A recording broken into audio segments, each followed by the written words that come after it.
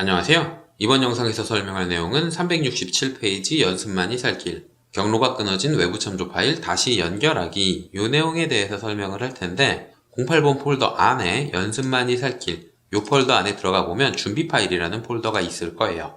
여기에서 exercise 이 도면을 열어주세요. 그러면 경고 메시지가 나올 겁니다.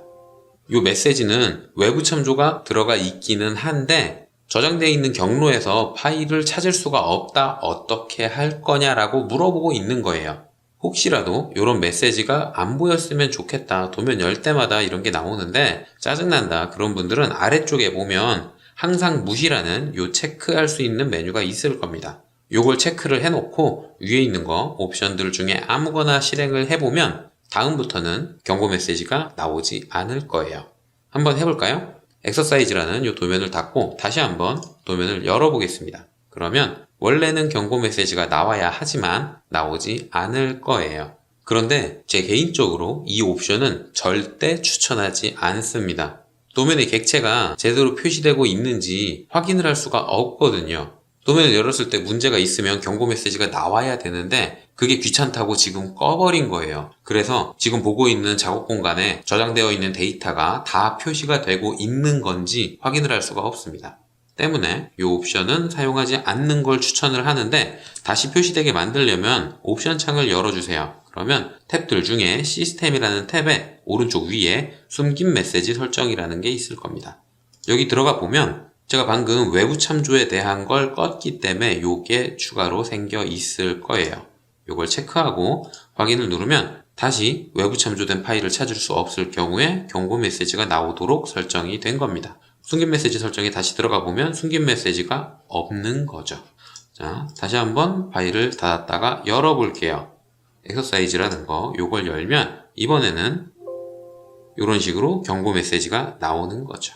자, 이렇게 도면을 열었을 때 참조된 파일을 찾을 수 없다라고 경고 메시지가 나오면 우리가 해줄 수 있는 건 당연히 파일을 찾을 수 있도록 설정을 해줘야 됩니다.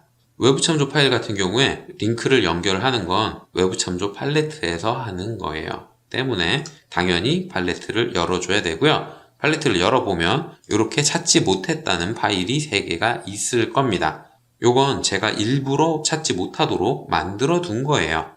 하나씩 선택을 해보면 파일을 찾지 못했기 때문에 상세 정보에 표시될 게 별로 없죠. 찾지 못했다고 이렇게 나오고 있는 건데 여기에서 저장된 경로를 지정을 해주면 됩니다. 경로 지정을 해주는 건 저장된 경로 요걸 클릭을 하면 오른쪽에 점점점 요 버튼이 있을 거예요. 클릭하면 새 경로 선택이라 그래서 윈도우 탐색기 같은 게 나올 겁니다. 거기에서 파일이 있는 위치를 찾아가서 선택해주면 되는 거죠. 이렇게 바꿔주면 선택한 파일에 적용이 된 거고요. 버전이 높은 분들은 이렇게 일괄 적용할 거냐라고까지 물어보기도 해요. 버전이 낮은 분들은 이 창이 안 나오기 때문에 하나씩 다 해줘야 되지만요. 저는 요거 하나하나씩 다 다른 경로에다가 지정을 해놨기 때문에 한 번에 다 링크가 걸리진 않을 거예요. 일부러 예제 파일을 그렇게 만들어 둔 거고요. 이번에는 같은 방법으로 프레임을 선택을 해서 링크를 다시 걸어 주겠습니다. 이런 식으로 링크가 걸리면 도면을 찾았기 때문에 화면에 이렇게 다시 표시를 해주게 되는 거고요.